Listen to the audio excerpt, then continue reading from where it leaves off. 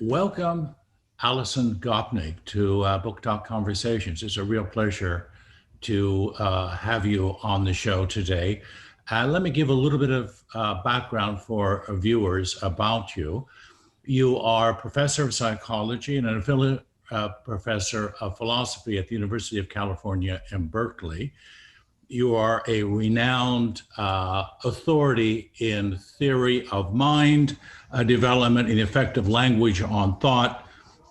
A couple of your books, which I've read and which I've enjoyed thoroughly, is The Philosophical Baby, really looking at the cognitive development of children and how they learn from the environment, and The Gardener and the Carpenter, which I think is going to be a very relevant book that we want to come back to, touching about how there are differences in generational experiences that need to be incorporated into the relationship of parent and child.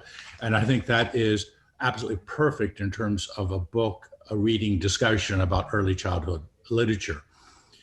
Let me say, and normally I don't go into a guest's family, but in your case, it is so incredibly extraordinary and relevant to the books that you've chosen that I think I'd just like to pause a moment and let the viewers know that Alison's family includes her mother, Meno Gopnik, who is a very distinguished linguist at the University of McGill. Her father, Erwin, was a professor of English literature at McGill as well. So she grew up in a household of academics where I'm certain there would have been a lot of books around. And also she's one of six siblings of the family, and a distinguished family that it is. Brother Adam is a renowned novelist, lyricist, libretto writer, and has served as staff writer at the New Yorker magazine, was art critic for them in Paris for 5 years. Another brother, Blake, was art critic at the Washington Post and did a DPhil, a doctorate degree at Oxford University, as did Alison.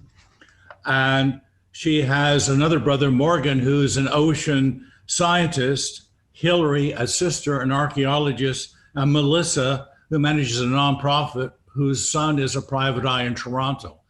I can't imagine a more complete package of brilliance than this family that you were raised in. So I think it would be very interesting to come back and look at that family setting, because a number of the books that you've chosen really do involve families and their relationships over time. So one of the first books that we'll have a look at is the classic Alice in Wonderland. Do you want to give a little bit of background? I think what would be very interesting for the viewers is to know kind of what age you read that, how you acquired the book. Is it something you shared with your mother and father and other siblings?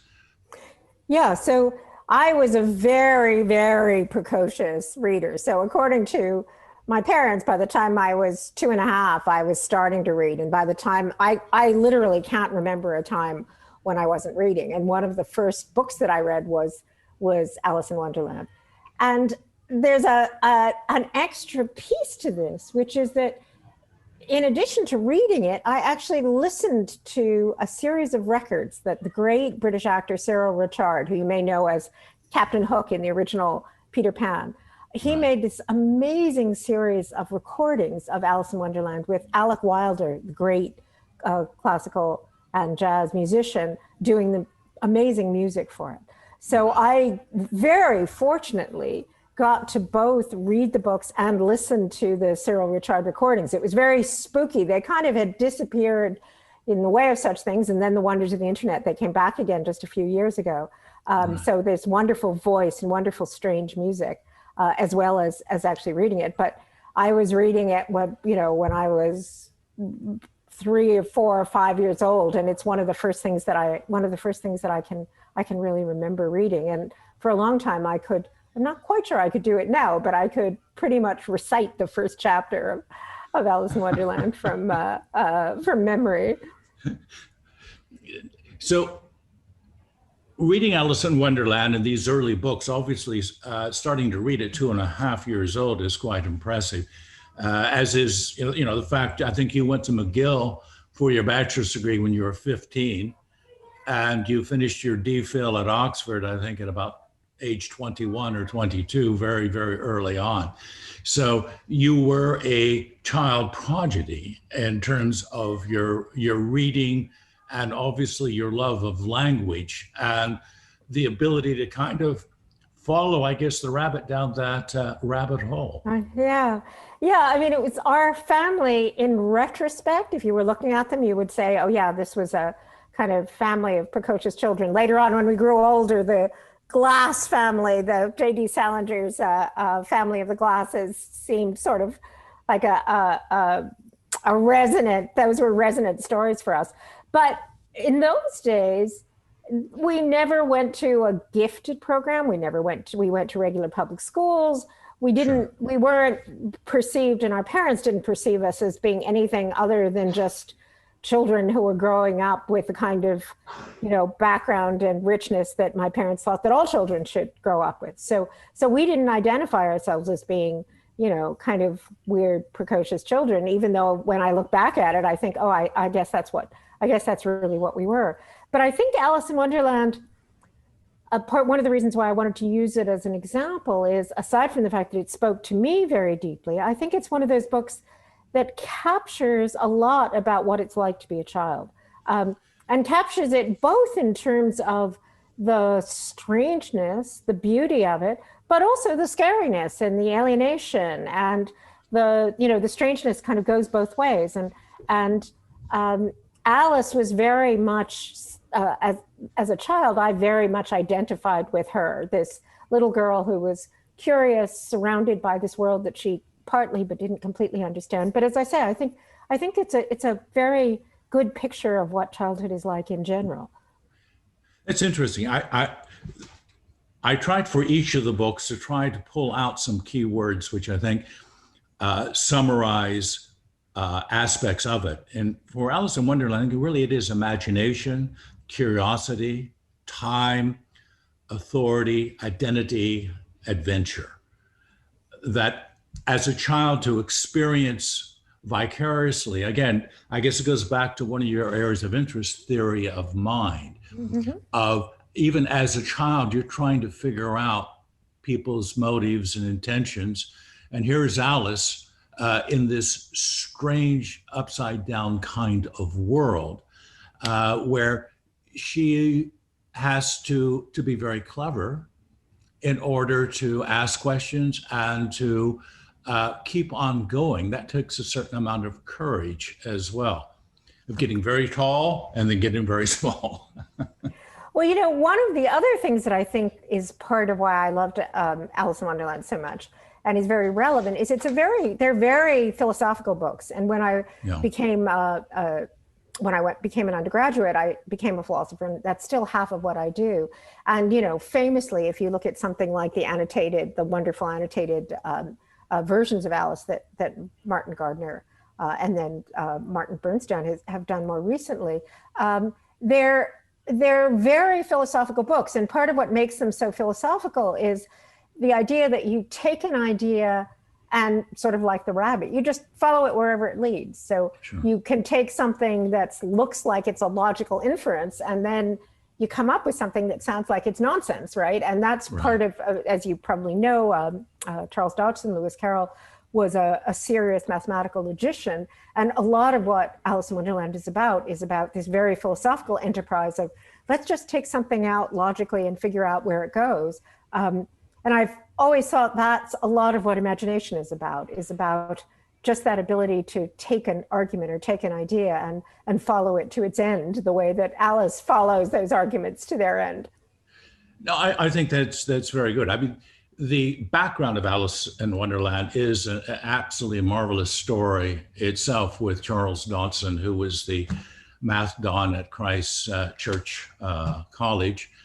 And, he's on a boat ride on a 4th of July in 1862 with 3 young girls who are friends. He's friends with the scholar Henry Lendell. And so there would have been Lorna, there would have been Alice, and there would have been Edith on that 8-kilometer journey from Folly Bridge down to Gotstow in the Oxfordshire. And he created the story as they were going on this cloudy, rainy Oxford afternoon. And I think it was Alice of the three sisters who asked him, could you please write that down? And he went back and wrote the first draft and ultimately gave it as a Christmas present to her. Mm-hmm. So it was about, in a sense, family, trust, being on the river, all of those elements create an interesting, rich fabric for the background of how that Alice story came to be. Yeah, I mean, I think the most striking thing is that he realized was the relationship between the way that children think and the way that, say, logicians and mathematicians think, which is not normally something that you would put together. But he, throughout his life and throughout his career and in his writing, he was always going back and forth between thinking about the kind of imagination that children have and the kind of imagination that it takes to, say, do logic or mathematics. And I think you realize that in retrospect. I think it's a very good point, is that the people we've had on the show basically are people who have been able to take knowledge and process from one domain and to adapt it to another, to look at it through a different lens. So for a mathematician to write a story like Alice in Wonderland, to use those tools in a way to tell a children's story is quite remarkable. Would you think that Lewis Carroll or Charles Dodson was a fox or a hedgehog?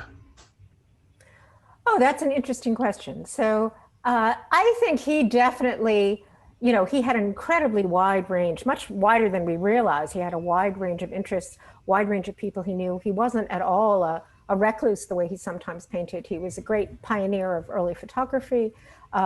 He knew about science. He had a lot of, he had interactions with the royal family in England. He had a very, very active, busy social life with lots and lots of friends.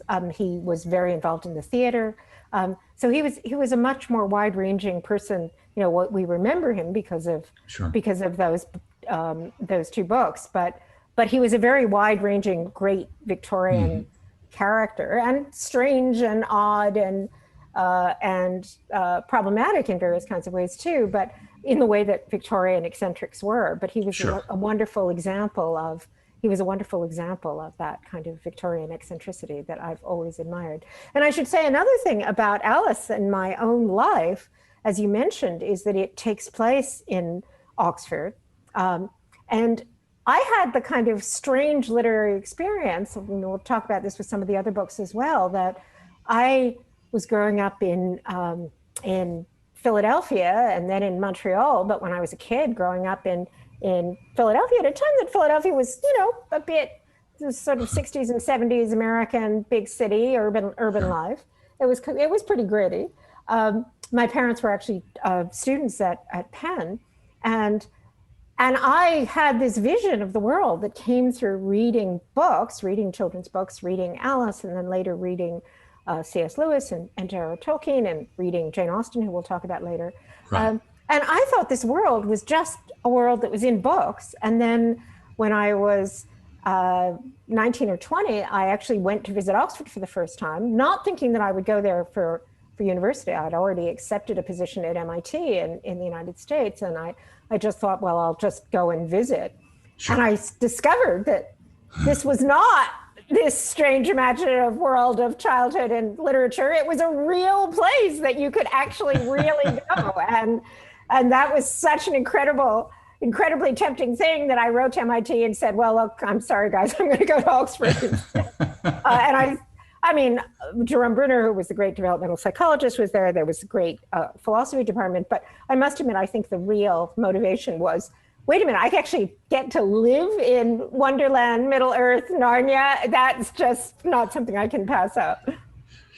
That's interesting. It goes back to, I think, something that you've explored in your work as well, is the way that children assemble models of reality the way they assemble through the experience of characters in a book, what the world is, what reality is, what you can learn in terms of relationships between people. So clearly, it seems from what you've just said that Alice in Wonderland was one of those books that helped shape the model of the world. And when you arrived in Oxford at 19 or 20 for the first time, you said, this has been there all the time. It is real. It's not just my imagination. Yeah, I mean, one of the things that I say is if you think about the everyday world that we're living in, very saliently, like think about this computer that we're talking on. But for that matter, think about the woven fabric that's on the sofa, or think about, you know, the right angled desk that I'm standing at. Sure. All of those things were imaginary from the perspective of the Pleistocene. So if you think about, you know, the context in which we evolved, none of those things existed.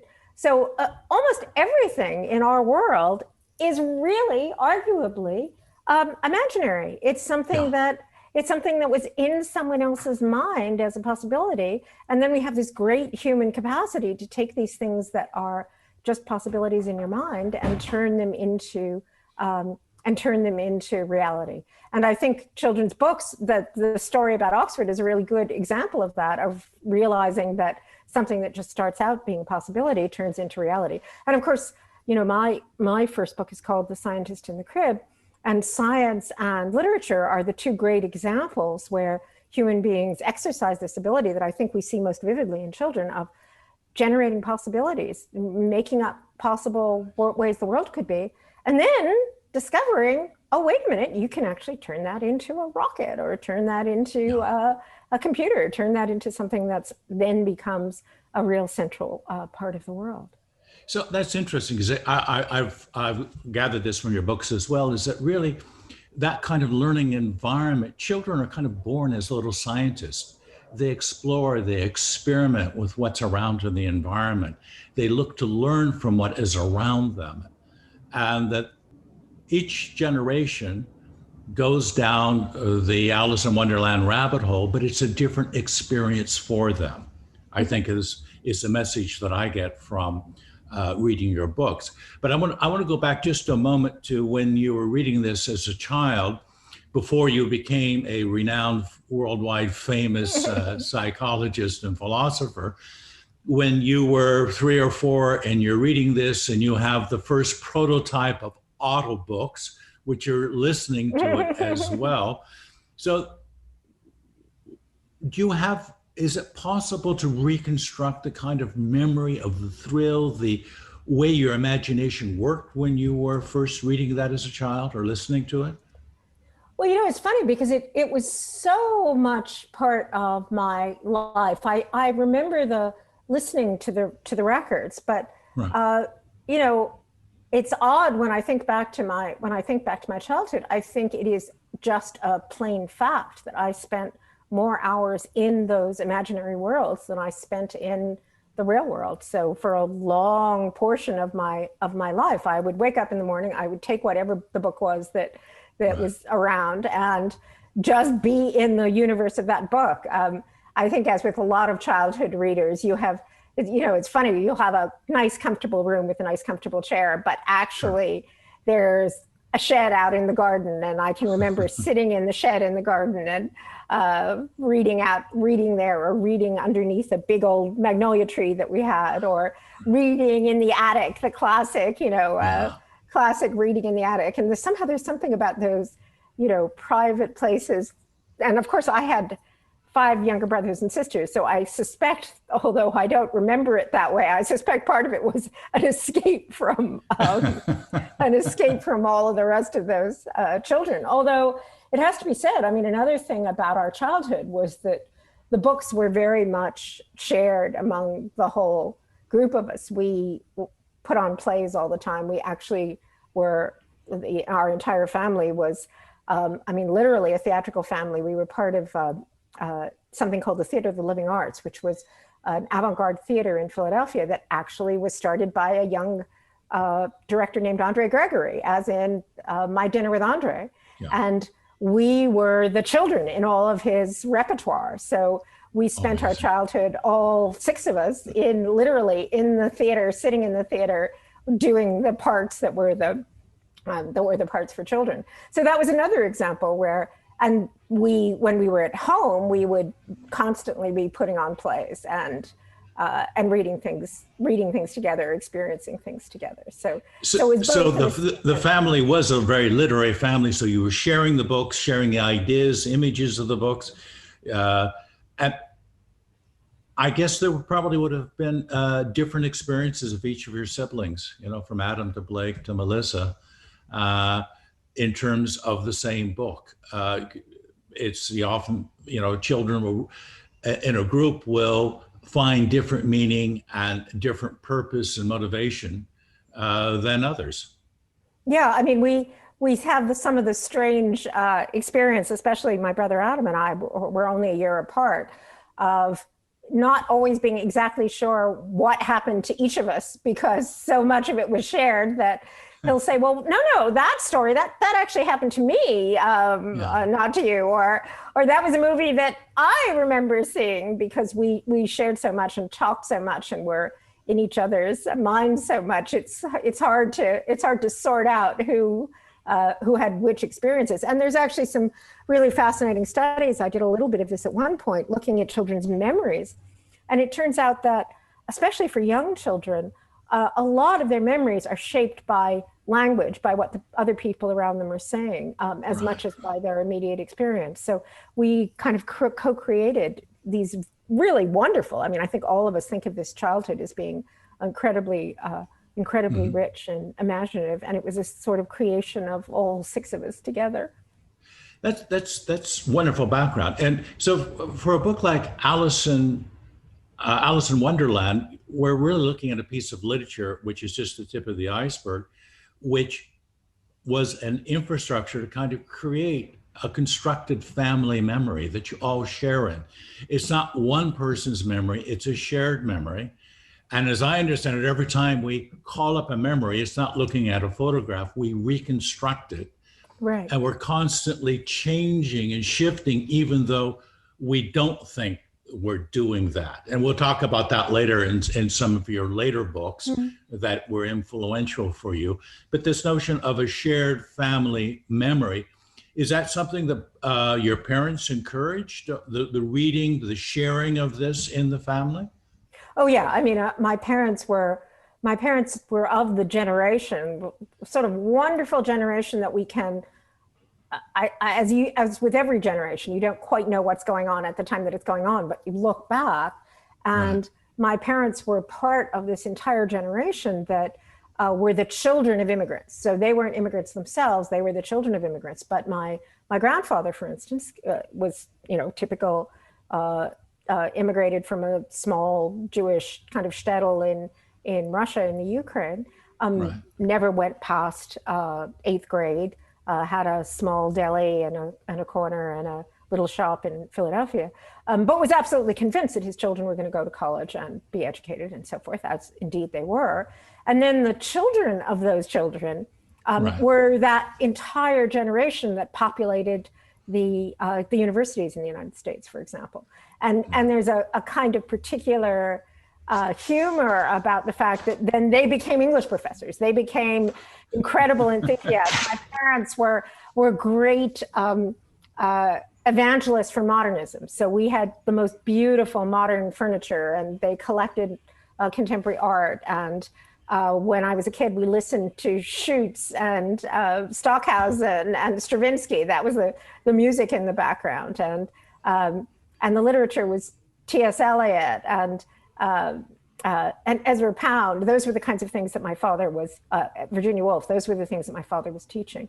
So we just sort of took for granted that amazing post-war moment when an entire generation discovered modernism. And part of discovering that was also discovering literature. So we would sit around and each take turns reading chapters from books. We would go on camping trips and we would take Joseph Andrews, for example, which is one of the great early novels that my father was teaching. And we would just sit and read this, 18th century novel, not knowing that it was an 18th century novel, just knowing that that was the book that we were all reading. That's extraordinary. So I think there are probably very few families that have had that kind of privilege or luck, or however it comes into a family, to be able to come up with a shared memory that's based upon some of the best literature and best music. And it's bound to have a profound effect on the way you see the world and you see yourself in the world. So the Alice in Wonderland book, what about your children and grandchildren? Are you handing this book down to them? Yeah, it's funny. I read Alice with my grandchildren, with my children, and then with my grandchildren. My children were not quite as enthusiastic about it as I was, actually. And it's very hard to predict which of the things that are your great enthusiasms are actually going to work. And it depends a lot on what individual children are like, what individual temperaments are like. So for instance, Mary Poppins, which was also a series that we all deeply loved, that's something that both my children and especially my grandchildren are wildly enthusiastic about, or at least the ones, some of the ones who have a kind of poetic sensibility. Right. And my granddaughter was enthusiastic about Alice in Wonderland, and we read Alice in Wonderland together. But it's not at all predictable about exactly which ones of your enthusiasms are going to go through to the next generation and which ones are. My grandson, who's you may have seen running around in the background, and I are reading Lord of the Rings, which was not one of my childhood books. Sure. It really came out and became influential later than that. But it was one that I read at great length to all three of my children, and that all of my children were immersed in, and now that he's completely immersed in. So it's an interesting question about which things catch and which things don't. Yeah, well, I mean, you, as I say, you've written about this in your books, about the fact that each generation brings a different sensibility to life, and so part of the role of a parent is to expand and accept those different interests and different values, even though Alice in Wonderland may have been an enormous impact on you or other members of the family. A different generation, it may have a lesser impact or impact in a different way. Yeah, I think that's exactly right. So I was just noticing, for instance, with my grandchildren, Atticus, who's the youngest one, is this incredibly bold, adventurous little boy. Our nickname for him is Otar the Fearless. He's just, one of these completely fearless, athletic children. He gets that from, I think, his mother. He's my son's son, but his mother's family are all cowboys and ranchers, and he's got that kind of sensibility. And when we went to start reading all the Roald Dahl books, like Fantastic Mr. Fox and Charlie and the Chocolate Factory, which were not part of my childhood, are just his favorite books. He just loves the idea of being out in the world and making things happen. And Augie, who's my sort of poetic, philosophical grandson, loves Mary Poppins and loves The Children of Green Know, which is a very kind of also surreal book, loves the Narnia books, loves anything that's about a sort of portal into another world. And it really depends a lot, I think, on what the individual children are like. Let's talk about Mary Poppins for a moment, because again, this is a microcosm of a family that in some ways is dysfunctional. With the father, George Banks, kind of being a kind of a cold, more distant type, the wife feeling not really secure in the marriage per se, and the children rather mean to their nannies until Mary Poppins shows up in their life. And if I look at the kind of the key words for that book, it seems to me it's family, order, magic, chance, and class. Are the kind of things that come out. But tell us a little bit about your reading experience. I mean, were you like 3 or 4 when you read Mary Poppins, started to read? Yeah. Also, let's see. I think it was after Alice in Wonderland, but it was still in that early phase of reading, and that was one that all of us in the family were reading together. That I was reading to my younger brothers and sisters, and I said recently that. The Mary Poppins is one that I feel particularly evangelical about, because everybody sort of gets. Alice in Wonderland as a great book. Right.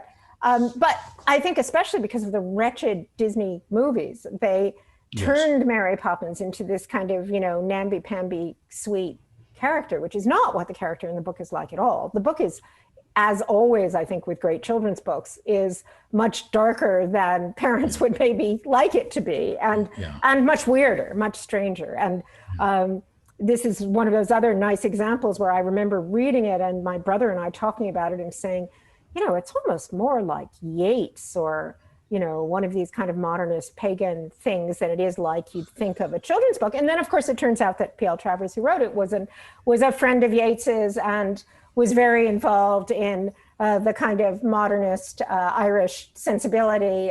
Right. And so there's no, it's not surprising that you see that kind of neo-pagan quality. But something that I was saying with my grandson, who also loves those books. So essentially what happens in the books, and I think this is a feature of children's books in general, and children's lives in general, is there's this wonderful tension where it's the children need and rely on a lot of order and predictability in the environment around them. They really thrive, I think, when the caregivers around them are sort of invisible. The caregiving is so taken for granted that you don't even pay any attention to it. It's just there in the background. So the idea that that you're going to be taken care of, that you know what's going to happen tomorrow, that things are reliable and orderly, and it's that structure of caregiving and order and reliability that lets you do all this completely crazy, wild imagination that you see children doing. Right. So it's having the Mary Poppins who make sure that everyone does exactly what they're supposed to do exactly when they do. It's that enables these incredibly strange adventures that Mary Poppins is also part of. And I was saying to my grandson about it, she's much more like a character from, talking about different generations, she's much more like a character from the Marvel Cinematic Universe than she is like Julie Andrews. She's like Iron Man, or, these are the creatures who are going to make the mythology of the current generation. She's like Batman or Iron Man. She's dark and mysterious, but also ultimately good. You're pretty sure that she's on that she's on the side of the good, but there's a lot of mystery and darkness and strangeness to deal with at the same time. Yeah, well, certainly the Mary Poppins character does have that kind of a dark shade, which happens when you go into the area of mysticism and kind of magic. And I'm just wondering, as a child, whether that idea of someone with a super magical power to change the attitude and lives of others and the destiny of others, really, because George Banks had been fired from his job at the bank, and then suddenly, by converting that family to a belief that anything is possible, nothing can stand in your way, there is a huge reversal of family fortune for the good, where the father's actually given a promotion at the bank, the mother finds her courage and self-esteem, and the children find a secure environment. Well, I don't know. I mean, I think the drama in the Mary Poppins books is all in the relationship between her and the children, and the parents stay pretty clueless throughout. The parents stay pretty clueless. Although one of the things that's very appealing about the books is there's a sort of community. The guy who's in the park, the matchman, the sort of general world that then becomes part of the strangeness of Mary Poppins' world as well. And the chimney sweep. Yeah, and I suspect that there's a bit of, you mentioned class, there's an element, you could sort of imagine these middle-class children who go to visit their nanny's relatives, and the truth is, even if they aren't bouncing on the ceiling or standing upside down or doing all the magical things that, or making the spring come, doing all those magical things, I think going to visit your nanny's relatives is probably always going to seem a little strange and interesting, and they're not quite like the other people around you. But I think the main thing in Mary Poppins is what I call, and what other people have called, the numinous. So there's a dimension of children's stories which is about recognizing the kind of sense of another dimension of the world, a sense of magic or a sense of mysticism or illusion. And that's another thing that's a big individual difference. Not everybody kind of gets it or enjoys that kind of sensibility. Lots of people sort of think it's, kind of weird or twee or just untrue or superstitious. But if you're tuned into that aspect of the world, then children's books are a wonderful expression of that. I mean, for instance, it's interesting to go back to Addie and Roald Dahl. It's not really in Roald Dahl very much. Those books are about adventure. It's not in Beatrix Potter. Those books are about going out into the world and transgressing. But it's very much there in Alice in Wonderland and Narnia and Mary Poppins, where a lot of the point is there's a kind of porous relationship between this world and magical worlds. And that always spoke very deeply to me. That's interesting. Just let me follow up with that, because it seems to me that given your work, you have an extraordinary imagination. And that imagination was, I think, it seems to me, at least in part, created by this vast reading of authors whose imagination was not within specific boundaries. You have some people say, okay, I like imagination, but keep it within this box. Mm-hmm. You're someone who's saying, no, imagination, let it go where it's going to go. Mm-hmm. And let me follow that down a rabbit hole, because I may learn something about my own identity. I may be very tall one moment, and then I may be very small the next. And both are okay. Well, one of the things that I think this brings me to some of the other childhood reading, somebody like Jane Austen, right? On the one hand, you might think Jane Austen is someone who's not writing about mystery. She's not writing about magic. She's writing about, the 3 square inches of ivory of a little town with teenage girls in England in 1812. And yet, a lot of what I think her work is about this sense of creating an identity, creating your own world.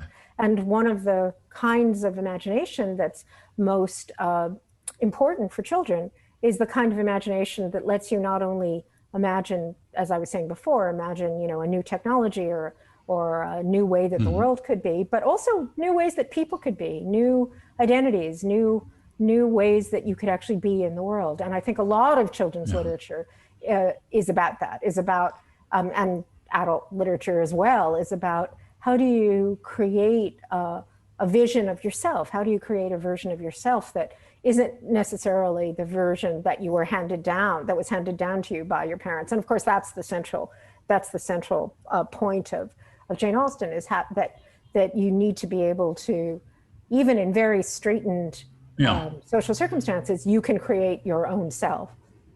I want to get to Jane Austen in a moment, because I think Jane Austen, and particularly Pride and Prejudice, is a classic study in theory of mind. And I'd be interested to see how that influenced you in that direction later on in your life. But before we get to that, let's look at The Lion, the Witch, and the Wardrobe, which again is a wonderful story.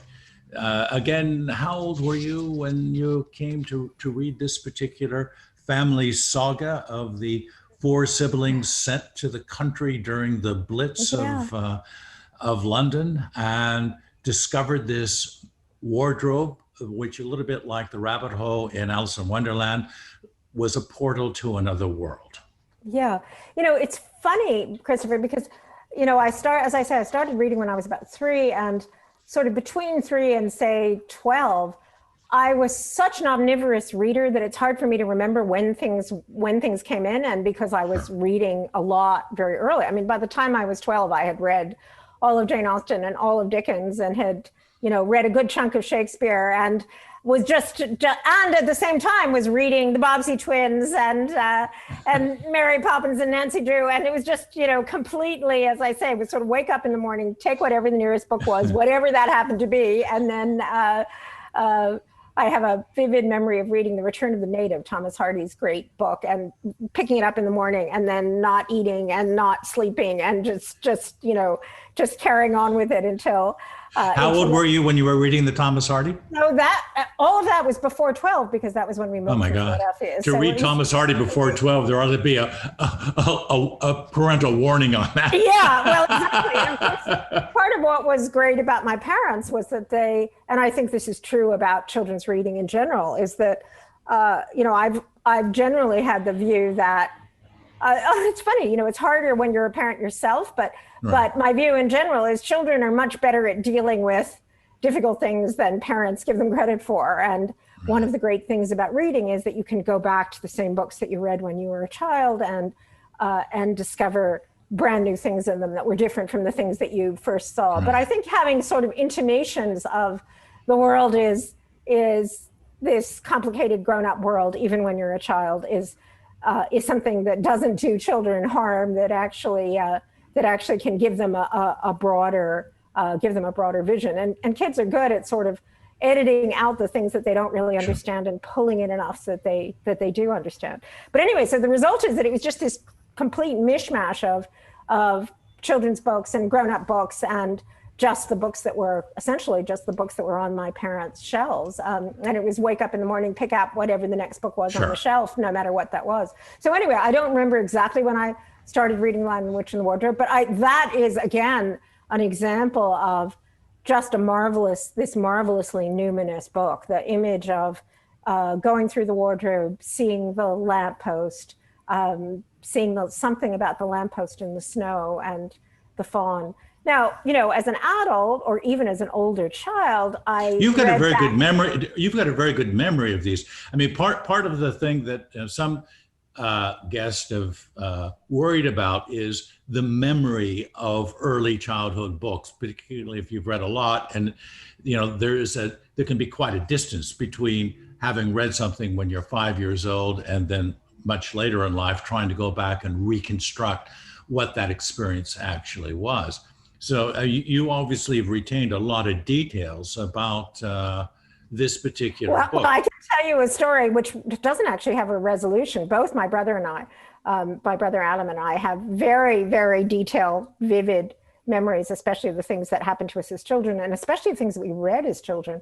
So the sort of thing that will happen to us is we were talking one day and I said, Adam, do you have any idea what a custard apple is? And he said, a custard apple, it was in one of our books. And it turns out that it was actually in a Mary Poppins. And then we had to sort of reconstruct I think it's actually an avocado, but this custard apple had been lodged in both of our minds as something that was incredibly delicious and wonderful and strange that was there in a book somewhere. And the custard apple in the book was as vivid in our memories as the actual things that we ate and experienced when we were children. So we both had the mixed blessing of living more vividly in books sometimes than we did in the real world. What I think is interesting about this particular book is the relationship of the four siblings and how, Edmund gets basically bribed by the evil witch with this special Turkish delight. So he will do almost anything in order to get that Turkish delight, even betraying his own siblings. But ultimately, it has a relatively happy ending. Yeah. Where Edmund actually decides that, no, I'll leave the Turkish delights aside and rejoin my family. Yeah, I mean, I think another thing that's very vivid in that book is the sense that was certainly very vivid in our childhood of the world that children create together, the world that siblings create together, which, I mean, to this day, I'm 66 and Adam is 65, and there's parts of the world that we experience together that just nobody else is part of. Nobody else could have been part of that world. And the world that the six of us were just Zooming the other day and thinking about this world that was our joint world over a long period of. That's an important, very, very important point, I think, because what I'm hearing you say is that reading provided a continuity of members of the family over the long stretch of time.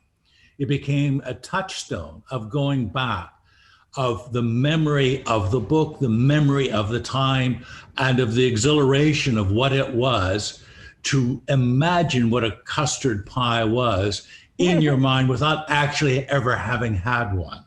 And to be able to share that and have that resonate between two people, that is an infinitely rich part of life. And one reason that I think, childhood reading is so important is to create that kind of a bond. Now, you could argue, of course, that it was really sort of folie à six, right? I mean, we were in this created universe that was not quite. I don't think any of us ever grew up to be quite as good at just sort of, dealing with the other kids in school, for example, as people who were less struck in their own private universe. But it was still. No, I think that's absolutely right. I mean, to this day, we can refer to things in the books that we read, things in Alice or things in Mary Poppins or in The Phantom Tollbooth, things in Narnia, and immediately kind of get it about what those references were. I should also mention another thing, of course, about The Lion, the Witch, and the Wardrobe, a kind of unintended consequences. The witch is so fabulous, right? I mean, she may be evil, but she is seriously fabulous. And she's serious. I think a great role model for any up and coming young woman to have as someone growing up, sort of like the Wicked Queen in Snow White. You really don't want to be the good girl in those cases. Well, no, I mean the thing with the witch, what makes her powerful is to understand the vulnerability and weaknesses of those around her who may threaten. Like she could see that Edmund had a kind of a gluttony and greed that could be played upon. And so all she had to do was entice him with the right thing, and she would own him as a result of that. It would be also great clothes. Great clothes definitely are a big part of this. Good outfits. It goes back to the Red Queen in Alice in Wonderland again. Wonderful costume design in these, and showing again very strong personalities, showing in a sense strong women. And with Alice in Wonderland, you have a strong woman who's in a position of authority. And when you start to, one of the things that comes up in the book is that notion of irrationality. That children are very interested because they're not quite certain that what the line is between rational and irrational. And maybe the older you get, the more blurry the line gets in any event. But you see that with real power, the dangers of irrational behavior and thought. Off with their heads. Yeah. I think part of what you see in Narnia as well, and I thought about how fascinating this is. I was talking about this with my grandchildren, that of course, the one thing that children in real life is worst for them is the idea of being abandoned, the idea of not having people taking care of you. But in books, like the beginning is always, I am off on my own. We're going through the wardrobe. We're children, but we're not there with or even with Mary Poppins. Mary Poppins is the caregiver, but we're away from home. We're out on our own. And I think that's serves the function of giving children a kind of practice run at adulthood. And it's really striking how many children's books depend on the idea of a child who, go back to one that is a favorite of mine that I didn't mention for younger children, the Maurice Sendak books, which came out after I was a kid. But wonderful. The idea of the walls become the world all around, that you're in your room, you've got your supper, but you're off in this other world all by yourself without those caregivers around you. The world of the wild things is, I think, a very deep part of what childhood is all about. And Narnia captures that sense of all the children go out and have adventures on their own, independent of the world that's behind them. It's interesting that again, rereading these books with my children and then my grandchildren. When I first read the Narnia books, and I think most people who read the Narnia books don't quite get, these are children who've been shipped out to the country because England is at war. These are Correct. children who are kind of getting randomly sent up to houses in the north of England because London, where they live, is being bombed. I mean, if you were to sort of take it seriously, you'd say that's incredible. How could you think of that in a positive way at all? But of course, the story is always that from the child's perspective, that's just the way life is, and you find adventure and meaning in the circumstances that you find yourself in. One of the things I also find in these first three books is the message for children is there are ways of overcoming fear, that you don't have to be so fearful about your environment, that the more you explore, the more curious you are, the more you find that there is far less danger to be away from just the security of a protective mother or father. Yeah, and I think that's a big part of what children's books and children's lives. I mean, the great challenge of childhood, the great challenge also, of course, for parents is that you start out with a child who's more, as an infant, for example, is more dependent on another person than anyone ever will be. And yet you end up, as I say, with, if you're lucky, you end up with an adult child who sends you affectionate and not too condescending text messages on a fairly regular basis. Like, you've done a really good job if you get the affectionate and condescending text messages. That's a remarkable thing, that you could have that journey from total dependence to really total profound autonomy. And that's the journey that children have to go through. And that's the journey that the great children's books like The Lion, the Witch, and the Wardrobe and Alice and Mary Poppins sort of help to prepare you for. You don't have to be scared to go in the wardrobe. Yeah, exactly. Well, maybe you should be scared, but still be curious and find out, and you'll survive.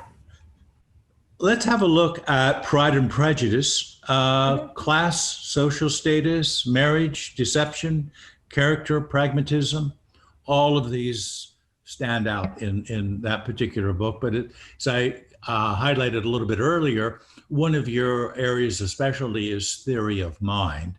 And I'm just wondering to what extent Pride and Prejudice may have influenced you in developing your own ideas about how theory of mind works. Yeah, so theory of mind for your listeners and viewers is the idea of looking at how it is that we understand other people's minds. So it's this great philosophical problem, the other minds problem. And back in the late 80s, early 90s, there started to be a whole scientific research program about how is it that children do that? How is it that any of us, look out at a face or hear a bunch of, air coming out of a hole at the bottom of a face, and yet figure out everything that's going on inside of the mind of another person. And of course, that was one of the great central problems for Jane Austen, and one of the things that she does more beautifully, more profoundly than really any other novelist. I mean, maybe Tolstoy and Henry James are in there too, but I think everyone feels that Jane Austen does it in a particularly deep way. And of course, Jane Austen does it for people, for young women, right? Young women trying to make their way in the world, smart young women trying to figure out how relationships with men work, how their relationships with other people work. So it's a very deep kind of, as opposed to say, perhaps something like Henry James or Tolstoy. It's very relevant, and was certainly very relevant to me growing up.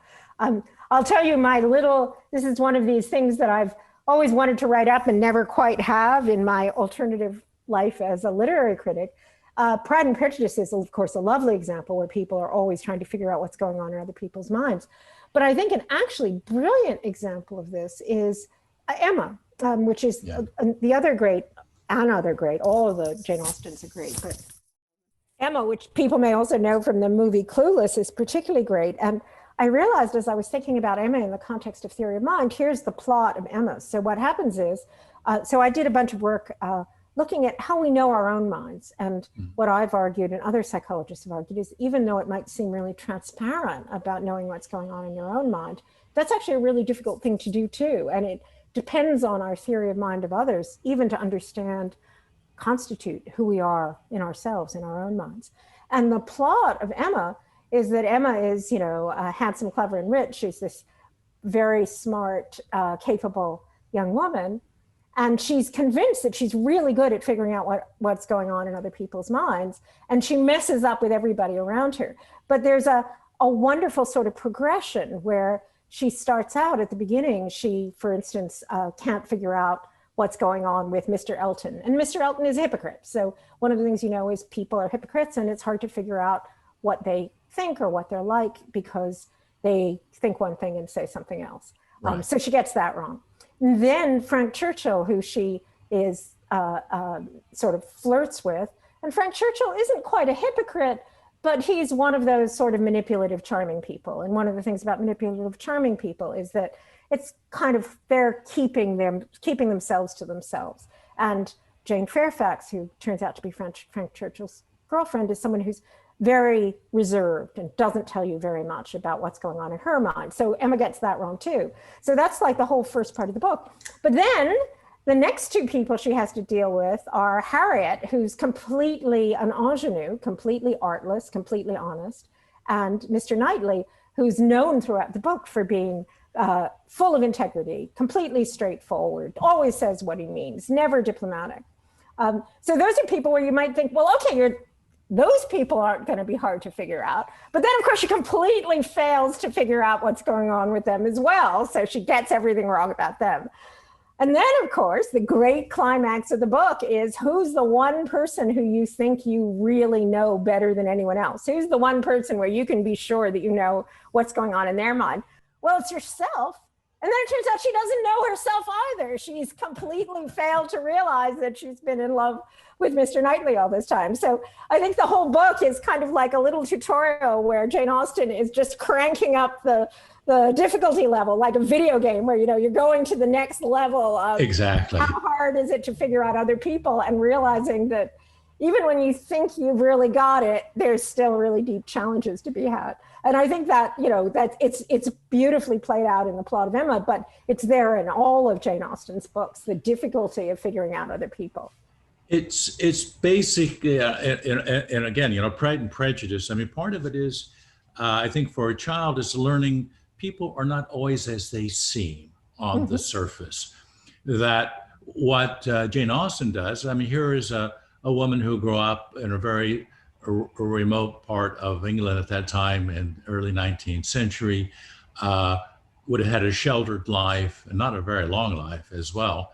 And as a result, her life was really a life of the mind, of trying to figure out what people wanted, and in a sense, what she wanted as well, like Elizabeth, and the miscalculations that go along the road with trying to figure out people's intentions and jumping to conclusions about what they may really want, like Mr. Darcy, having misunderstood who he really was until it only came up later talking with the housekeeper that he did all of these things and never told anyone about it, kind of thing. Is just, in a sense, I'm just wondering if part of the lesson of that for you as a child is that sometimes the people who do the most good are the ones who never take credit for that or put themselves out, and the ones who are making the big show are the ones who actually are the empty, shallow ones.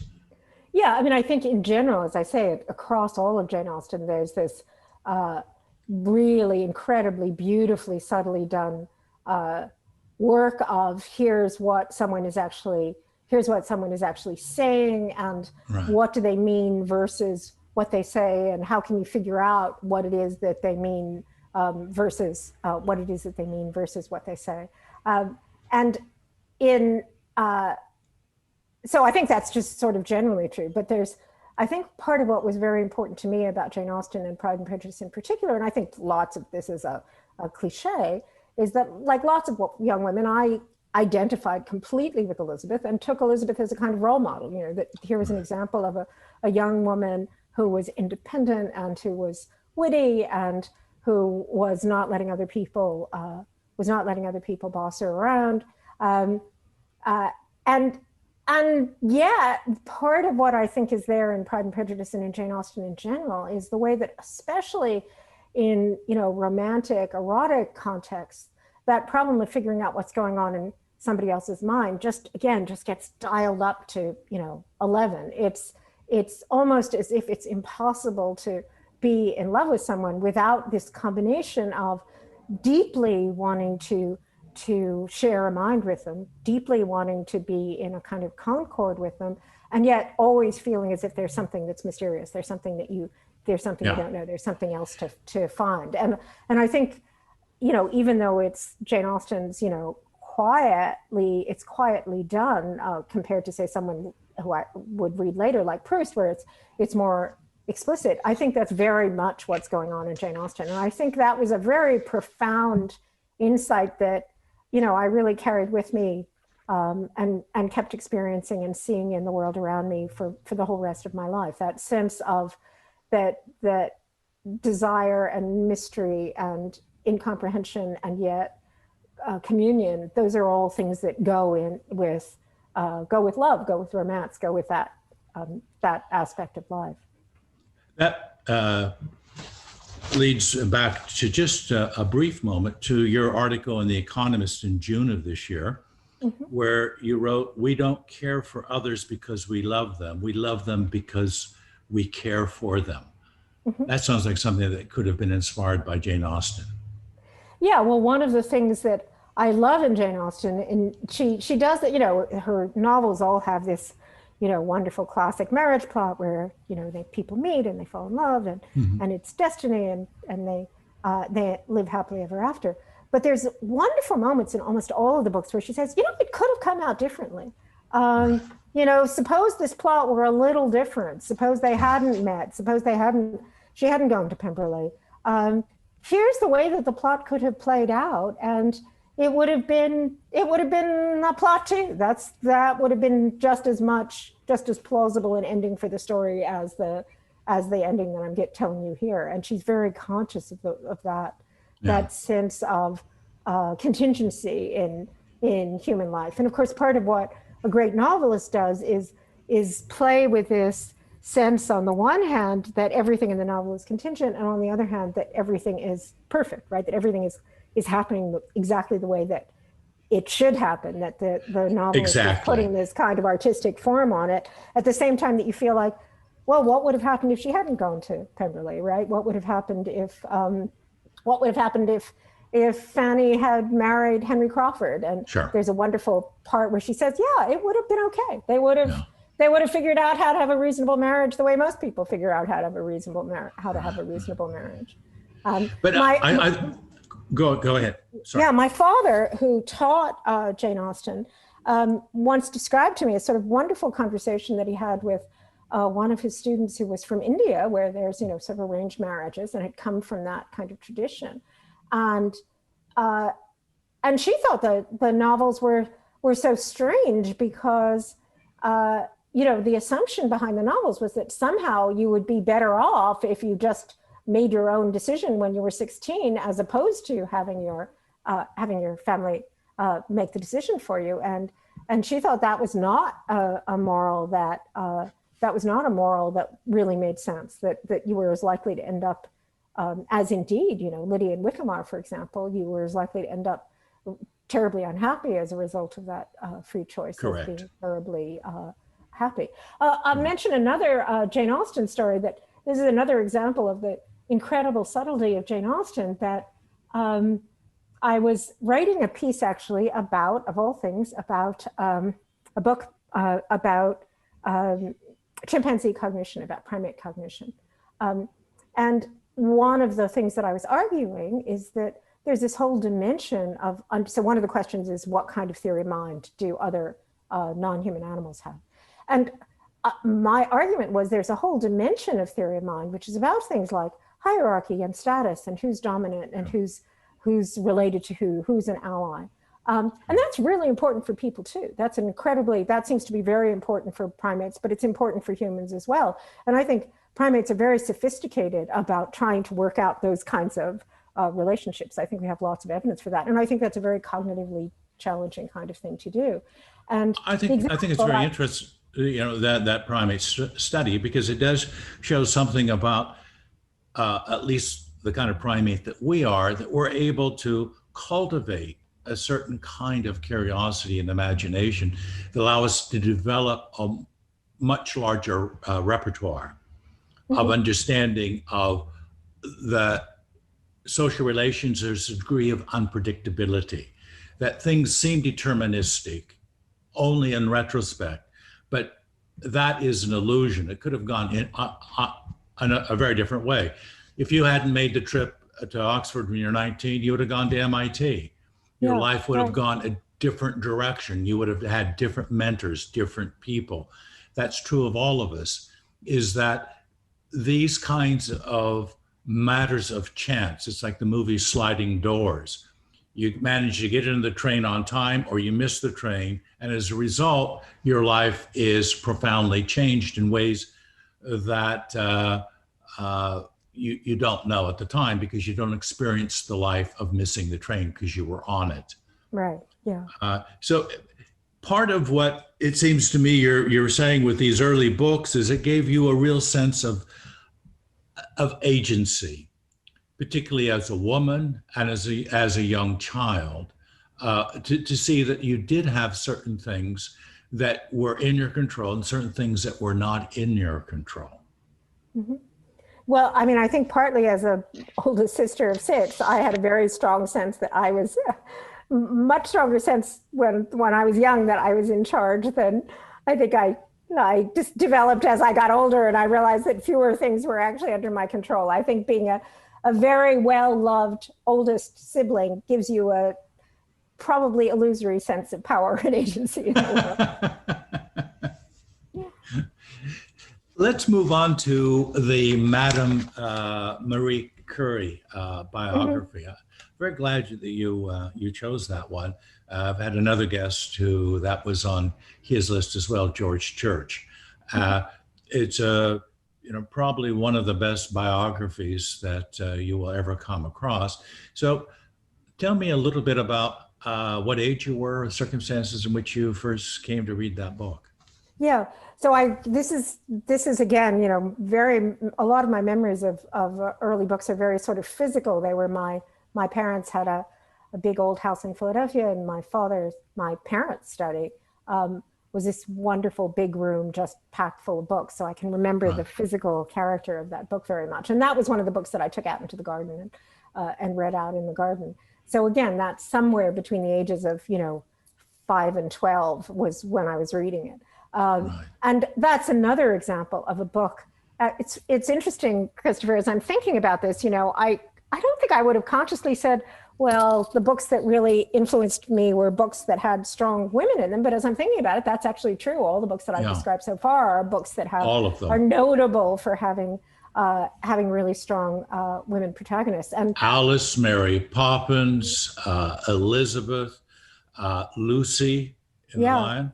Yes. And now Madame Curie. So you're starting to build a model of Alison's childhood that have gone right to the present time, of seeing how those parts of the puzzle of what it is to be a human, what it is to be a woman, what it is to be a girl. And I think Marie Curie is probably the kind of role model that a lot of young women would look up to. Yeah, and I mean, one of the things, it's interesting that you say that George Church suggested that too, because it's also, there aren't that many books that are really good representations of science or scientists. And oddly enough, given the amount of prejudice and bias against women in science, one of the few really great biographies of a scientist is Madame Curie, and one of the most inspiring, but also, I think at least somewhat realistic pictures of what it means to be a scientist. The degree of slog, the degree of just sitting there and having to refine the pitch blend over and over and over again. It's curious. This is another one of those books that takes on a new power retrospectively. Of course, in the book, she doesn't mention that Marie Curie was poisoning herself as she was doing this, that she was actually experiencing the radiation poisoning that would kill her, give her cancer at a young age. It's curious that two of the great women scientists, Rosalind Franklin and Marie Curie, both literally were killed by the science that they were doing. So you don't quite get that, but you certainly get the sense of the hard work and the persistence and the kind of obsessive focus that it takes to do science. And I think, for me, the earlier children's books, and in fact, the whole life of literature, was this very kind of broad, general, exploratory life. But the truth is that for adult accomplishment, and certainly for scientific accomplishment, you need to have both those things. You need to be able to explore, and as computer scientists say, to explore and exploit, to look very broadly, but then to be able to narrow in and just do the same thing, do a task that's really tedious in order to be able to find out the things that you want to find out. And that book is a beautiful illustration, of that. And of course, it's wonderful and, again, unusual, as I think about it, to have not just a woman, but a woman who was a great scientist, and a woman who had kids who was a great scientist, and who had a happy, profound marriage as a great scientist. So I think I was incredibly lucky to stumble on such a good book, so well written and so vivid, that enabled you to have a vision of what that kind of life of a scientist could be. There's a finding in developmental psychology looking at resilience. So why is it that some children in miserable circumstances fail, fall apart, which is what you might expect, but other children thrive? And it turns out that having one person in your life who's a kind of model of here's the way that the world could be, is really something that enables children to become resilient. And as I think about it, having Madame Curie as a model, even though she was the only one, even though she was, the only woman in the French Academy, the only woman to get a Nobel Prize, but at least having one was something that I think was important for me growing up, to be a woman scientist. Well, she not only had one, she had two Nobel Prizes. And I should mention as well for the viewers that the biography is written by her daughter, Eve. And it reads almost novelistically. I mean, one of the things about the Madame Curie biography that it seems to me to stand out, I'd be interested in what had influence on you, is in some ways she was an outlier. I mean, she's born in Poland. She ends up in France. At the time she's in France, which is very conservative Catholic, there was a lot of xenophobia after her husband died. And so she was kind of put through the ringer in terms of gossip and all kinds of bad things. So she had a real strength of character because she was not totally accepted by the Parisian academic side of life. Mm-hmm. Yeah, no, I think that's part so she had to have not just brilliance as a scientist, she had to have an internal drive and self-confidence to keep going, even then when all of her support was knocked out. Mm-hmm. Yeah, I think that's right. So I think that anyone who has a daughter who is looking for a role model, Madame Curie's life is one of these ones that ought to be paid attention to. Yeah, no, I completely agree. Or for that matter, a son who you want to have as a good model for what it means to be a scientist. But I think certainly for women, especially. Right. Yeah. No, it's true. In terms of just the science part of it, she was brilliant. And she also was doing field X-ray stuff during World War I as well. So she had a very varied career and experience of life, and was, I think, one of the things I think that George Church liked was she was very hands-on kind of scientist. Yeah. There are the kind of the very theoretical, and then there are those who are theoretical but also have a practical bent, kind of looking at the engineering aspect of, okay, where does the theory take us in terms of what we can, by experiment, prove as an innovative product or as a new design or a new service. Mm-hmm. No, I think that's right. One of the things that I said in something else that I'd written about her is, for me, as I came into science through philosophy, and I still think of myself, I still think that's where my strengths are really as a philosopher. But one of the great discoveries for me as a psychologist, for example, was how much fun it is to design experiments and how much you learn from actually, in my case, say, sitting down in a little chair with a kid opposite you, trying to figure out what they're doing and trying to figure out what's an experiment that I could do, how could I design this, how could I change it so that it would work better, so that I could figure out what's happening. And I didn't realize until I actually started doing the science just how satisfying, just that sort of pure empirical, all right, let me figure out what's going on here. Forget for a moment about, the big grand philosophical underpinnings of it, how satisfying that was. And Madame Curie, I always think of Madame Curie, refining the pitch blend. That's what I say in my mind after I've had a 3-hour-long lab meeting where we're saying, I don't know, should we do, should we ask this? Should we say, let's figure out my machine, or should we say, here's my machine, let's figure it out, right?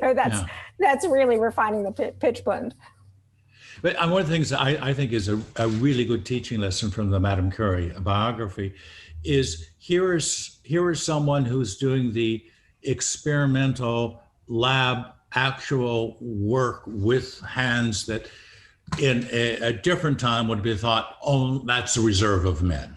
Yeah. This is not what Elizabeth would be doing in Pride and Prejudice kind of thing. But to see that actually it's liberating for women, see that actually you can go into the lab and be as capable as anyone. And she won not just one, but 2 Nobel Prizes. Mm-hmm. Yeah, exactly.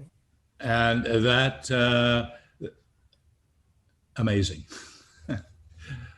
I'd like to move on. I think the last of the books you read before 16, and this is amazing to me, is Plato. Yeah, it's funny. You probably in the 0.001% of people who read that. You probably read it at 10 or 11. Yeah, this is another one of. I mean, it's because we moved from Philadelphia to Montreal when I was 13, so I have a kind of cutoff point where I can say, yeah, this was before 13 or this was after 13, and it was definitely before 13. I think I actually figured out. It turns out that it was a television show, of all things, that set me off on this. There was a program called Barefoot in Athens. It was actually a play about Socrates with Peter Ustinov in it. I only discovered this when I went to when I was trying to write up a memoir about how it was that I got interested in philosophy. And I found out the date, and it was actually when I was 10. And my brother, by the way, was the one who remembered that it was Peter Ustinov and Barefoot in Athens. I just remembered that it was Socrates and philosophy.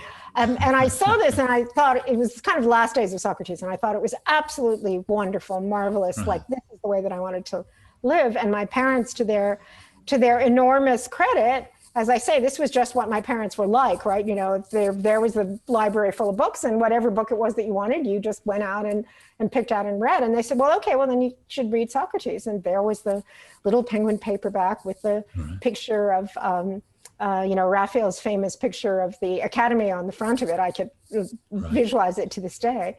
And I thought it was the most wonderful thing I'd ever read. Now, you was saying 0.001, but it's funny that this is, of course, a small sample, but among the philosophers, especially really distinguished philosophers that I've known over the years, it's amazing how many of them actually read Plato as their first introduction to philosophy. And a lot of them read Plato, maybe not at 10, but certainly at 14 or 15. And that was the thing that really, the great philosopher of science, Bas van Frossen and Clark Lemore was one of my philosophical collaborators. That often seems to be the case, that's what turns people into philosophy. And especially, I think, the Phaedo and the Meno. The Phaedo is about immortality. It's about how is it that we know that we are, that how is it that why would we think that our soul would continue to exist forever? And essentially the argument is it couldn't have just appeared out of nowhere. It must have existed in a previous life. And I thought the whole idea that you sat around and just argued about these things was incredibly cool. And you could be kind of a bit of a smart aleck about it, and nobody would give you a hard time. That would actually be a source of, that would actually be a good thing. But I think I do very vividly remember reading that particular argument and saying, why isn't there anything about children? Like, the obvious thing is that you have children and your children pass on your soul. And, Socrates didn't know about genes, but he certainly should have known about children and known that your parents pass on ideas and thoughts to you and that you pass them on to your children. And yet children were completely invisible. And I remember being puzzled at the time about why doesn't he say anything about children? Right. No, I think that's right. Really, the Plato is about a meditation on immortality, spirituality, the meaning of death, the classic division between the more ephemeral notion of self and the physical body, and what survives after death, and how did this magical substance called a soul enter a body to begin with, is all part of the Plato philosophy. So at 10 years old, you were exploring this notion of immortality and body-mind separation.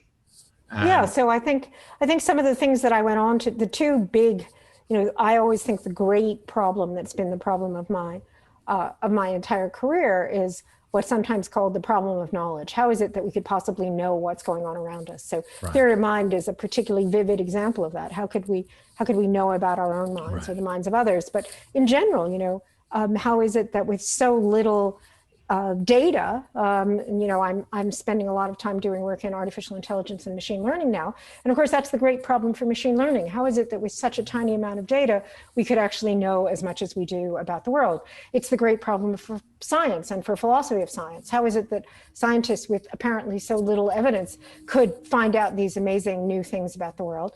And I think that's the central problem of development. The people we know who are doing the best job of that are actually children. And Plato, of course, the famous example, the famous allegory of the cave, is one of the first and still one of the most vivid illustrations of that problem. How is it that we're not actually out there in the real world? It feels as if all we've got are our sensations and perceptions. How does that link up with a real world, both a real world of objects outside of us and a real world of minds and ideas inside of us? And Plato's the first person and sort of one of the clearest people to emphasize how deep a problem that is. And that's been the problem of my career. And it's still, I think, the central problem of philosophy and psychology and cognitive science, or at least a central problem of philosophy and psychology and cognitive science. Sure. It's reminiscent of Karl Popper's philosophy as well, is that basically learning to be open is open to error correction, because all of our information is limited, it's incomplete. It's the Karl Popper, Kurt Gödel kind of world where there are inconsistencies, and our mind has difficulty living with contradictions. So we have to resolve them one way or another based on limited information. And so it is a kind of an openness that I think philosophy discusses. The open mind is a mind that's able to see its limitations and able to correct within the limited sphere in which it operates. Let's take a look then just briefly at Hume, which great. is a bit, which I think follows quite nicely. Yeah, that's right. From the discussion on Plato, that everything begins with perception. And, so please give a little bit of background when you read Hume and what kind of influence Hume has had on you as a person in your career. Yeah, so now this one is one that definitely is on the other side of the 13. It was when I actually got to Montreal and started as a philosophy student at McGill, again, when I was very young. I was 15. Sure. through a complicated story. But I was extremely fortunate. I mean, I've been incredibly fortunate all my life, but I was extremely fortunate to be in McGill in 1970 at that particular moment, because it was really the beginning of cognitive science. There was a group of philosophers who were very interested in psychology, including my parents. My mom was a linguist. My father was very involved in cognitive science. And then there were a bunch of historians of philosophy at McGill. So I had the great good fortune to be reading Descartes and Hume with people who were specialists. And in fact, one of my first classes, I was probably 16, was a class that was actually taught by one of the great Hume scholars who happened to be at McGill, and he taught the Treatise of Human Nature. And Hume is another example of someone who is very explicitly trying to solve this deep problem of how is it that we could ever know about the world around us, and this problem that we've been talking about a lot, that comes up in reading a lot of the time, of how do you know what the self is? And Hume makes this very brilliant argument. Yeah. The whole other story, but it turns out very resonant with arguments in Buddhist philosophy, for example, and actually not so far off from Jane Austen, that even though we think that we really know ourselves, Emma or Elizabeth or Hume, in fact, we don't. All we can do is make an inference about what our selves are actually like. And all we can do in general is make inferences about what the world around us is like. In particular, Hume focuses on the problem of causality, trying to figure out how cause and effect work. And that turned out to be one of the things, although I didn't know it at the time, that turned out to be one of the things that has been a focus of my whole career. How is it that we, including very young children, can look at just a bunch of events following one from the other and figure out that one thing causes another? And that's, again, one of the central problems of science. So Hume's also a fantastic writer and incredibly clear thinker and kind of a good guy all around. He's one of those writers where you kind of get a sense of liking him just from reading him, which is not how you feel about Plato, by the way. You read Plato and you do not think, oh, I would really like to go and have a beer with this guy. But Hume, you think, or a cup of coffee. Hume, you think, yeah, he would be really a good guy to go and have a cup of coffee with. Yeah, he would have been. I mean, this notion, he delves, deeply into the notion of personal identity and the world of perception, that in a sense, there's no self, there's just a bundle of perceptions, some of which are flawed, some of which are valuable, some of which are dated. And it's trying to make sense of that combination in your own mind. But people dig in. That's where the ego comes up and the defense mechanism come down. And this is probably the great lesson of Hume, is that you're doing yourself a disservice because you're not really introspecting what's really not only there, but what's not there. Yeah, no, I think that's exactly right. Okay, let's, there's so much to talk about Hume, but time is running on us. So let's have a look at the plans and structure of behavior. And again, this is psycholinguistics, memory, information theory, computation theory, which I'm certain must have some kind of linkage to your current interest in machine learning. Yeah, so this is a book, Plans and the Structure of Behavior, Miller, Galanter, and Pribram. And it was one of the great early texts of cognitive science. I think it's been somewhat forgotten now, at least you don't hear as many references to it. But George Miller was a psycholinguist, and Pribram was a neuroscientist, the physiological psychologist, as we called them back then.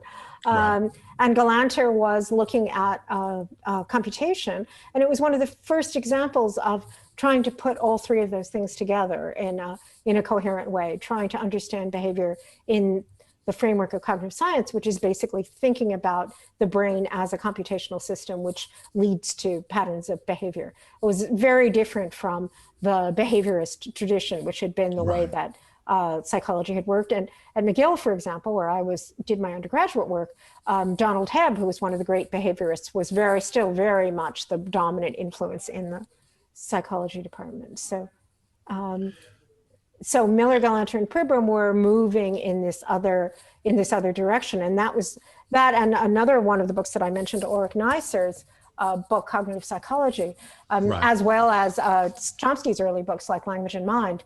Those were the three books that I read when I was, along with the philosophy with Hume, that I read when I was an undergrad, that really put me on the path of cognitive science, which has continued to be the path that I followed ever since. And actually, in some ways, as always, when you have a scientific triumph, when you have a scientific approach that's very successful, then you kind of forget about it, right? So Sure. I don't think we quite realize I don't think the current generation, now I can be the cranky old woman, right? I don't think that the young whippersnappers out there realize how revolutionary that set of ideas about thinking about the brain as a computational system were at the time, and how influential they were, and how much they've turned out to be right, at least in the broad term, even if you could quibble about the details.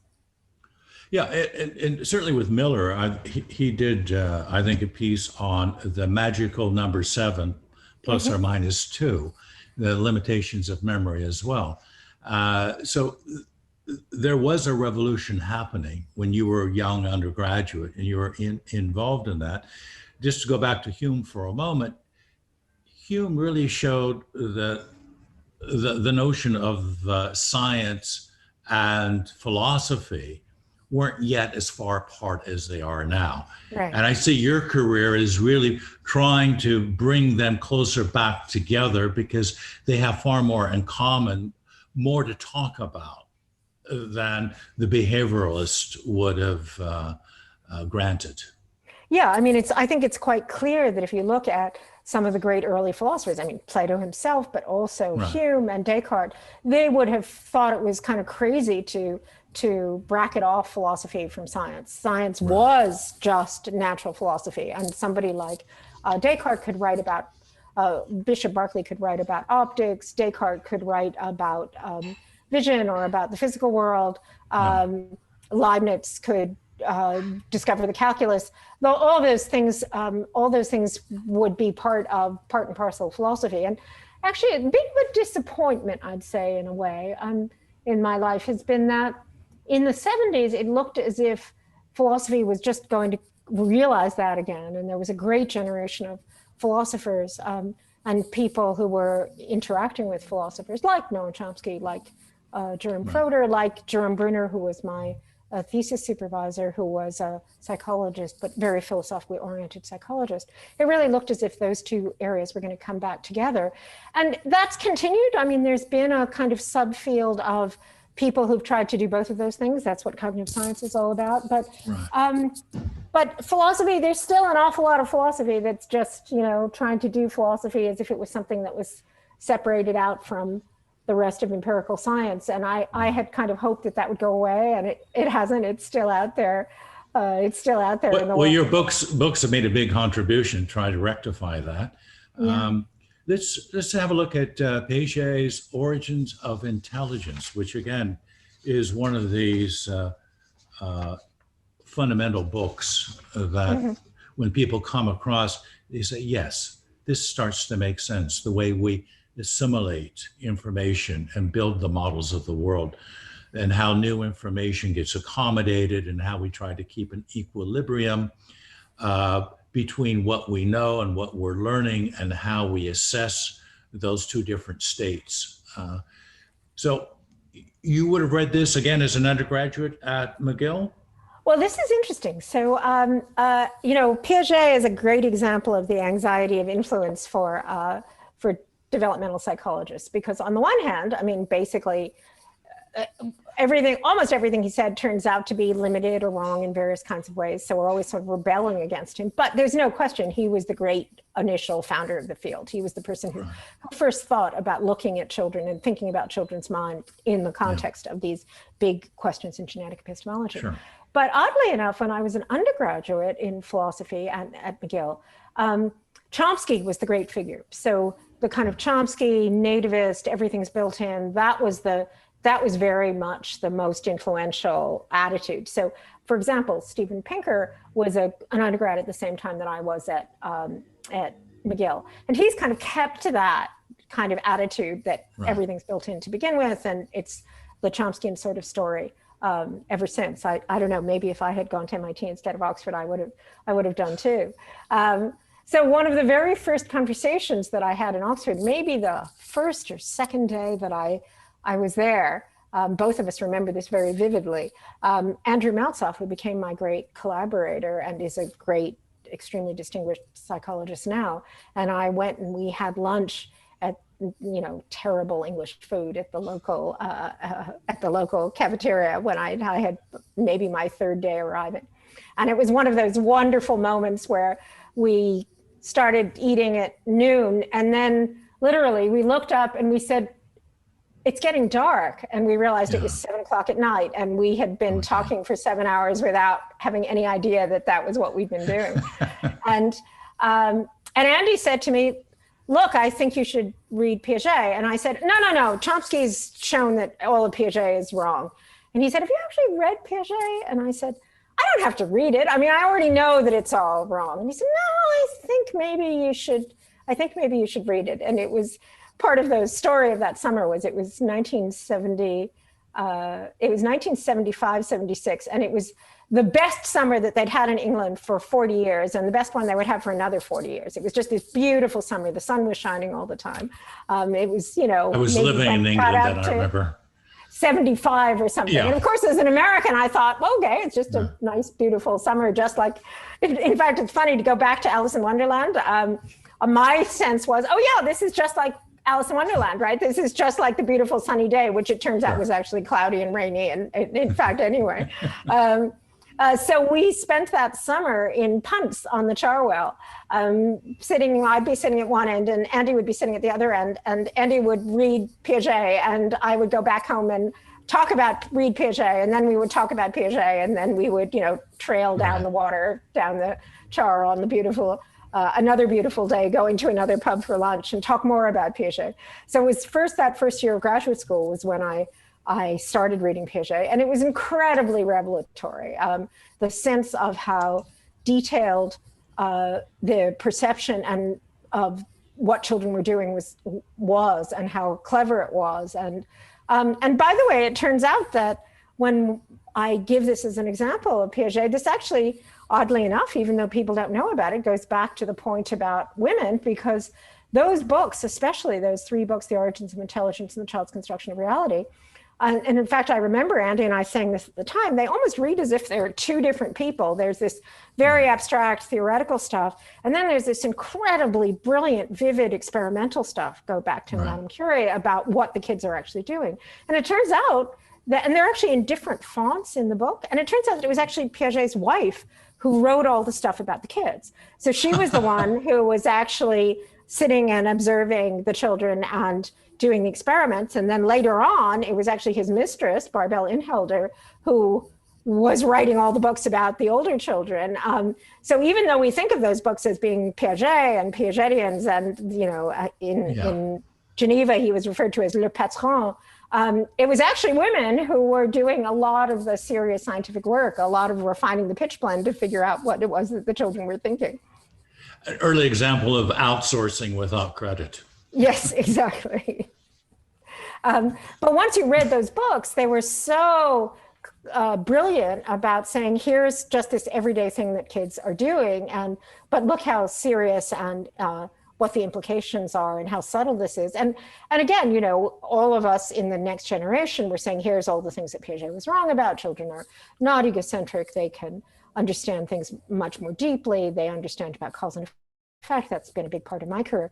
But the general, almost always the observations that they, rather than just he, that they made, you know, you could take a 9-month-old and do the same thing and you'd see the same phenomena. And the general sense that this was really important and an incredibly important window onto big philosophical questions about knowledge, that was just, you know, an enormous foundational accomplishment. And I think all of my kind of cohort of developmental psychologists to this day think of ourselves as being the inheritors of Piaget, even if we aren't any more Piagetians. I understand that, because basically he opened up a portal, as it were, to discuss and analyze knowledge. Yeah, exactly. how children acquire it, in what circumstances, how that environment can be changed, and how the changes in environment changes the knowledge blocks that go to building the models of the world. Exactly. No, that's Yeah. exactly right. Let's move on then. I think the last one we have to talk about is Niester's cognitive psychology, which again, my notes are memory, construction errors, time confusion, models, and representations. Yeah, so this goes along with the Miller, Galanter, and Pribram. Neisser's book was one of these foundational texts in cognitive psychology. And it was Neisser who had the idea that you could describe what was going on in people's minds as representations, so that there were representations and manipulations of representations, that you didn't actually just sort of have a direct line to the world. Particularly, one of Neisser's big points was that this was true with memory, that rather than just sort of having a videotape in your mind that was Right. your memories, that what you really had was a process of constructing representations of the world, which could be quite different from the things that were actually in your memory to begin with. And that was a really vivid example of this very general point, and a point that's been central in my work and in cognitive science, about thinking about knowledge as representations, thinking about it as you were saying at the very beginning, to go back to the kids and Alice in Wonderland, think of it as a model of the world, a picture of the world, a possible way that the world might be, rather than just being that, you're like a camera taking in the things that the world gives you. So in a way, the writings are ones which shows that our memories in some ways are as much influenced by imagination as by reality. And that people tend to forget this. They think there's a solidity and a veracity of memory that is an illusion, that memories do become part of the imaginary fabric as well. And I think Nesson wrote about the testimony of John Dean, the former advisor of Richard Nixon, and how he had testified at certain events, and basically he'd put together bits from various days into one narrative as it happened at that time. And of course, the record was in contradiction to that memory, but for him, the memory was real, it was true.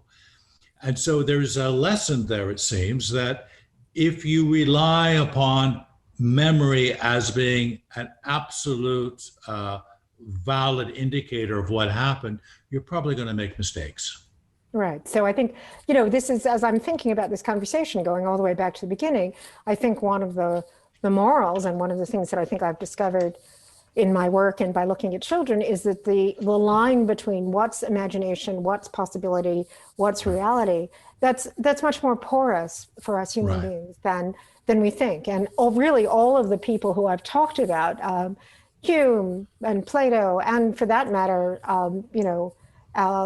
Lewis Carroll and Narnia and Middle Earth, all of those are pointing out the fact that having imagination, and Jane Austen, having imagination, having a sense of this is the way the world could be, different from the way the world actually is, that discovering reality is always about that being a scientist is always saying, here's a possibility, here's a way the world could be. Now let's try and figure out how that fits with all the other evidence and data that we have. So the kind of common, and again, I think this has been very much a theme in my own life and intellectual history. I can be very grateful to my parents, I think, for this. The idea that there's a sharp line between there's, English and literature and possibility and imagination and creativity on the one hand, and then there's this harsh, serious world of science. I think all the scientists you'll talk to will say that that's not really the way science works, that science is as much a matter of imagination as literature is.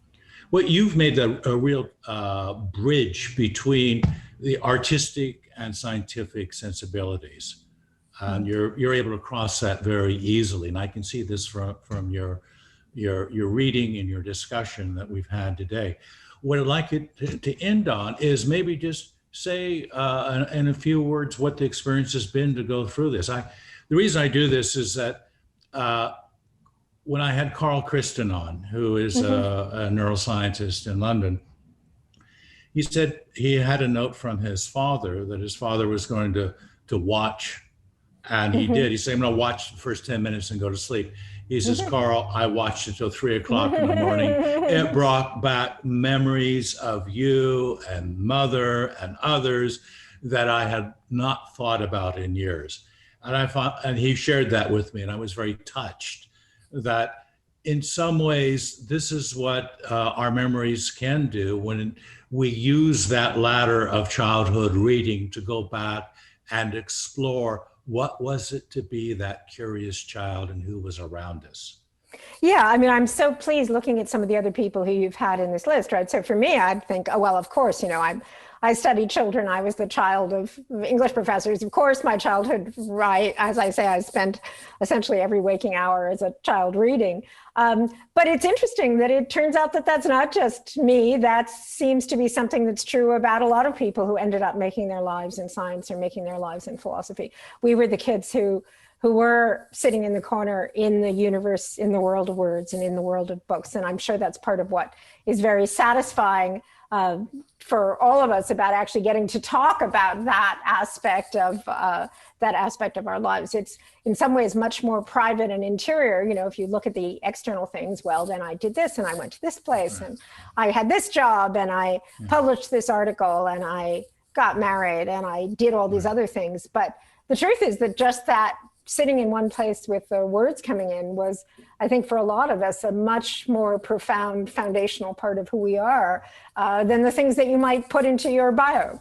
I don't think I've ever read a bio that said, Alison Gopnik read Alice in Wonderland at the age of 3 and then read Narnia afterwards, but that's probably more important in my bio than where I was born or where I went to school as an undergraduate. A wonderful summary. And Alison, thank you so much for coming on the show. It's been brilliant to talk with you. You've demonstrated again how an original thinker was able to fill the wardrobe with all these magical, curious experiences and perceptions. It's been wonderful talking with you. And I hope at some stage in the future, we'll have a chance to talk again. I do. This has been so much fun. It was incredibly fun thinking about the books and really fun to be able to get a chance to talk about them. And now I have to go off and figure out whether or not Frodo is going to make it through Moria with my grandson. So that seems very appropriate. That's the next thing on the agenda today. Okay. Have a good evening there and keep well, keep safe. Same to you, Christopher. Thank you again. Okay. Bye for now.